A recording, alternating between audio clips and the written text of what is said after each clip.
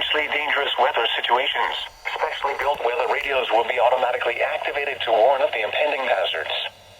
Tests of these radios and the warning alarm system will be conducted by the National Weather Service every Wednesday between 11 a.m. and noon. If there is a threat of severe weather, the test will be postponed to the next available good weather day. Reception of this broadcast and the warning alarm system will vary at any given location.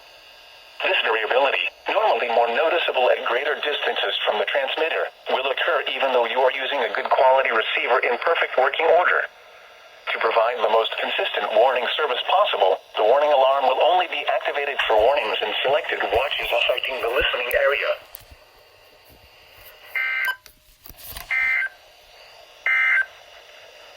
This is a statement from the National Weather Service.